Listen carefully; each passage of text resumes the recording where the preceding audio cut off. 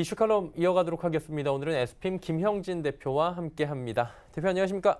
네, 안녕하십니까? 네, 금리 인하 얘기가 사실 뭐 미국에서는 이게 약발이라고 표현을 하기가 참 많은 언론에서 그래서 동일하게 해보면 약발이 잘 듣고 있다라는 거잖아요. 근데 어제는 사실 너무 많이 올랐고 이 약발보다는 뭐 중국에 대한 관세 얘기가 나와서 지금 휘청하긴 했는데 미국 휘청한 건 휘청도 아니고 우리만 휘청하고 있는 것 같아요.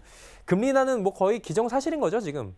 네, 거의 그렇게 돌아가고 있습니다. 7월뿐만 아니라 제가 생각했을 때는 9월까지도 이어지지 않을까. 그러니까 이번에 25bp, 뭐 9월에도 25bp 이 정도로 생각을 하는 게 맞지 않을까. 그렇게 해야지 또 버팀목이 9월까지 가니까 우리 입장에서는 그렇게 하는 게 좋지 않을까 또 이렇게 생각이 됩니다. 일단 주변 상황을 검토해 보면은요, 소비자 물가 지수가 지난주 이렇게 나왔을 때 예상보다 긍정적으로 나왔지만 FRB 목표 2%대를 계속 하회하고 있으니까 경제는 예상했던 것보다 좋고 금리 인하할 정도가 되니까 딱 좋은 정도의 수치를 기록했다. 그리고 주말께 나왔었던 PPI 지수가 또 다음 달 CPI 지수까지도 그렇게 금리 인하 무게를 실어줄 수 있는 그런 정도이기 때문에 그 다음 달에 나타날 CPI 지수까지도 그렇다라고 본다면은 점차 중기적으로 금리 인하 확률이 계속 유지될 것이다. 이렇게 보는 게 맞겠죠. 그리고 어제 발표된 소비 지표도 긍정적으로 나오고 재고도 부합되고 산업 생산이 약간 부진하고 이게 좋은 거 하나 나쁜 거 하나 보통인 거 하나 이렇게 되니까 금리 인하에 부정적이지 않다. 이렇게 볼 수가 있겠죠. 그래서 어제까지 50bp 인하 확률이 다시 또 확률이 올라오는 그런 모습이었습니다. 그래서 패드워치 툴의 그림을 한번 다시 인용을 해보면은 맨 왼쪽에 이제 50bp 금리 인하 확률이 변화되는 그 모습이 나타나고 있는 건데요. 그러니까 이 지금 보여드리는 표는 예전에 보여드렸던 표하고 약간 틀립니다. 그러니까 변화 추이를 막대 그래프로 나타낸 겁니다. 그래서 제가 더 쉽게 보시기 위해서 화살표로 표시해 드렸습니다. 그러니까 맨 왼쪽 막대기가 50bp 인하 확률이라고 말씀을 드렸지 않습니까? 그 중에서 파란색으로 이렇게 제가 표시한 것이 최근에 고용지표 나오면서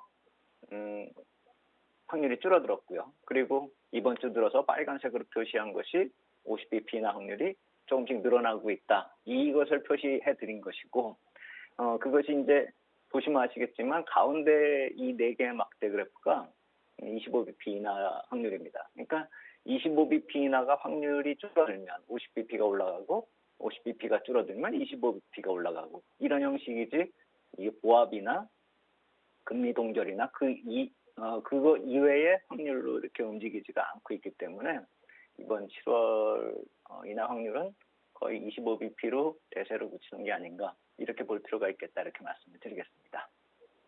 일단 뭐 긍정적으로 보시는 거고요. 한 번 더 가능해 보인다라고 정리를 해주셨는데 이런 배경에는 사실 뭐 총재 혼자 발표를 하는 건 아니잖아요. 그 같이 하는 의원들의 뭐 긍정적인 이야기도 영향이 클 것 같은데 이 부분은 어땠습니까? 네, 그래서 이번 주는 이제 어제부터 뭐 주말까지, 그러니까 금요일까지 계속 이제 여는 지역 총재들이 한 말씀씩 다 하실 예정들인데 어제는 사실 FRB 의장보다도 댈러스 여는 총재의 코멘트가 저는 더 관심이 갔습니다. 그러니까 채권 시장에서 보내는 신호를 볼 때 금리 인하 주장이 설득력 있다. 결국 채권 시장의 실세 금리가 금리 인하의 시그널이다. 이 얘기를 하고 있는 것이죠. 그래서 또 표 하나를 만들어 봤습니다. 그러니까 장단기 국채 금리하고 CME 패드워치 툴의 7월 FMC 회의 목표 금리 확률의 그래프를 한 표로 묶어봤습니다. 그렇다라고 보니까 금리 선물의 확률이 우리는 보통 저희 금리 선물이니까 저걸 거래하면서 투기적으로 저걸로 돈을 벌고 실세 금리하고는 별로 상관이 없을 것이다. 이렇게 생각하시는 분들도 있는데 이 표를 보시면 금리가 내려가면서 금리 확률이 올라가고 있다는 것이 한눈에 들어오죠. 특히나 제가 이 표시한 거는 금리가 급격히 올라갔었던 금리 확률이 급격히 올라갔었던 2019년 초까지 포함하고 있는데 더 확실하게 금리 변동이 나타나고 있는 빨간색 박스권 이쪽을 보시면은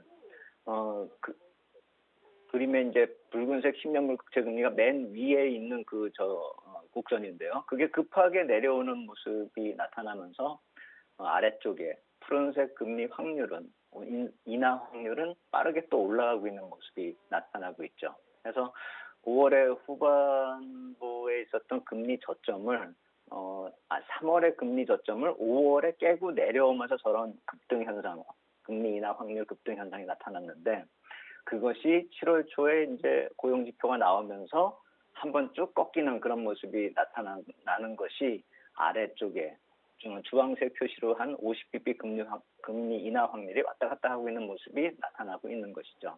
그래서 저 50bp 금리 인하 확률을 보시면 아시겠지만 아까 말씀드렸듯이 반등을 해서 쭉 다시 올라왔지만 최고치하고는 약간 좀 아직 거리가 있습니다. 6월 후반에 40%대까지 올라온 그런 기록이 있기 때문에 어제 급반등이 이어지면서 29.2%를 기록을 했는데 최고치하고는 좀 거리가 있는데 이제 금리 인하 확률이 저것이 표시되는 것이 FOMC 회의 때까지니까 한 2주 정도까지밖에 시간이 안 남아있죠. 실제로 보면은 뭐 한 열흘 정도요, 거래일 수고요. 그렇기 때문에 50bp 금리 인하 기대감을 보는 것은 이제부터는 그냥 수치상으로만 볼 일이지 실제로 그런 일이 벌어질 것이다. 이렇게 보기에는 좀 힘들다.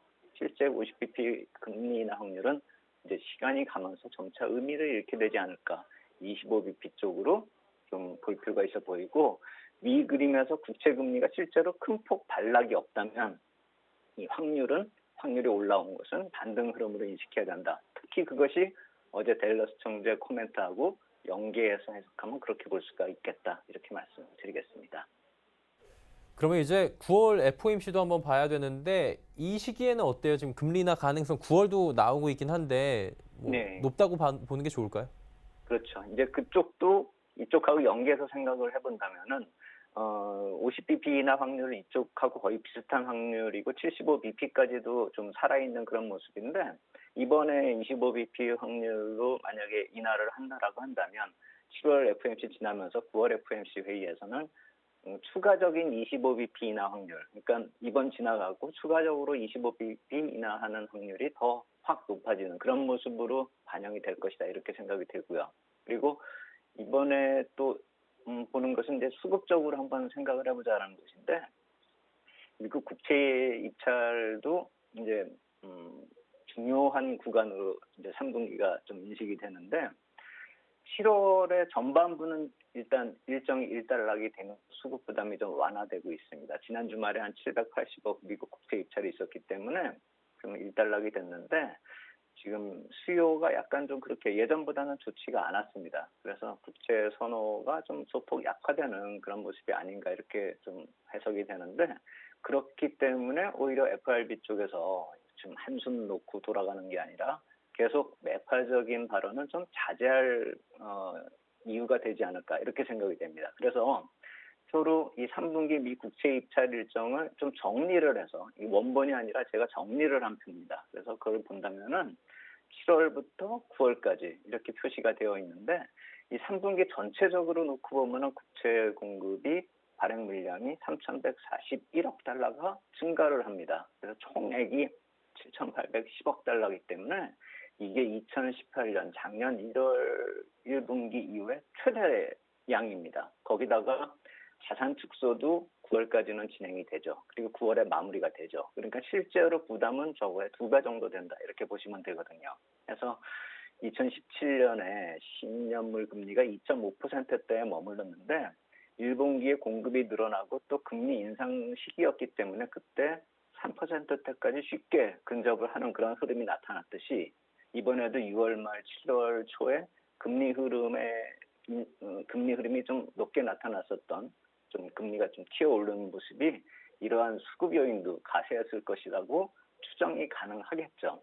그래서 월별 이 발행 규모를 보면 7월이 1,000억 달러가 넘고 9월에 1,500달러가 좀 아까 보여드린 지금 보고 계신 표 합계를 내면 그렇게 나오거든요. 그리고 8월은 500억 달러에 불과하기 때문에 8월은 좀 한산하고 7월과 9월이 상대적으로 많고 그리고 7월과 9월 중에서도 15일 전의 전반부보다는 FOMC 회의가 위치한 후반부 쪽으로 물량이 더 많습니다. 해서 FRB 자산 축소 시행 마지막 분기라고 말씀을 드렸잖아요. 근데 그것만 지나면 이번 9월만 지나면 향후에 유동성 부담이 감소하기 때문에 이것만 잘 넘기면 앞으로 발행 시장은 상당히 수월하게 진행이 될 수 있다라는 점을 감안한다면은 이 유동성 축소의 마무리 국면에서 분위기를 스스로 FRB가 망칠 일은 없는 것으로 봐야 되는 게 당연하겠죠. 그래서 7월 말 후반부에 발행 물량 급증을 하고 있는 그런 모습.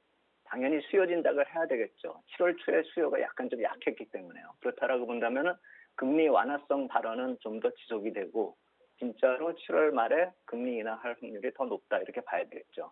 9월은 상대적으로 더 많습니다. 그렇기 때문에 8월은 뭐 한산하니까 그냥 넘어간다 하더라도 9월 들어서서 금리에 대한 코멘트가 나올 때는 지금보다도 더 완화적인 그런 제스처를 보일 가능성이 크다.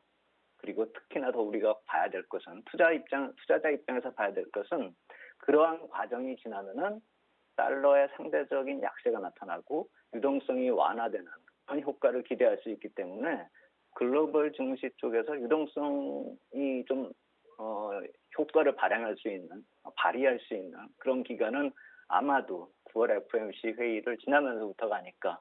그때부터 좀 기대를 가져보자 이렇게 말씀을 드리겠습니다. 일단 뭐 갑작스럽게 이렇게 금리 인하 가능성이 확 높아진 상황 속에서 연준 뭐 위원이 파월 의장이 갑자기 이거 아무리 봐도 안 되겠는데요. 이럴 확률은 거의 없어 보인다라고 지금 시장은 인식을 하고 있는 건데 그렇다면 실적 시즌이잖아요. 이 분위기가 긍정적으로 좀 쭉 가야 되는데 갈 수 있을까요?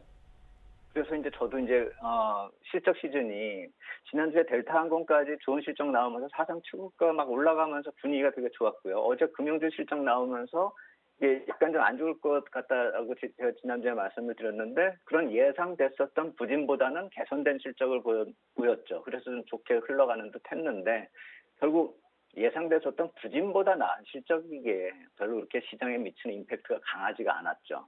그리고 내일부터 진짜로 시작이 된다라고 봐야 되겠죠. 마이크로소프트부터 시작해가지고 뭐 아멕스나 뭐 이런 우리가 알고 있었던 신고가를 내왔었던 실적 호정 기업들 실적 발표가 나옵니다. 그런데 1분기 실적 발표 때, 그러니까 3달 전을 돌아가 보면은 이런 실적 시즌 초반에 좀 괜찮다가 이 중반 진입하면서 갑자기 무역 분쟁이 재부각되면서 1분기 실적 시즌 중반부터 조정에 들어갔는데 이번에도 또 그러는 게 아닌가라는 생각이 듭니다. 그러니까 실적 시즌 초반에 호조세 보이고 뭐 이런 무역 분쟁 뉴스가 나오니까 실적 호조된 뉴스가 나와도 뉴스의 선반영이다 이래가지고 시장 분위기가 안 좋아지니까 호조세 뉴스가 나와도 조정으로 들어가는 그런 모습이 나타나고 무역 분쟁 이슈가 더 부각되면 조정이 심화되는 모습이 지난 분기 실적 발표고 지금 어제 같은 경우에 트럼프 대통령이 그러한 코멘트를 날렸기 때문에 이번에도 또 그런 것이 재현되는 게 아닌가 하는 걱정이 들 수밖에 없는 것이죠.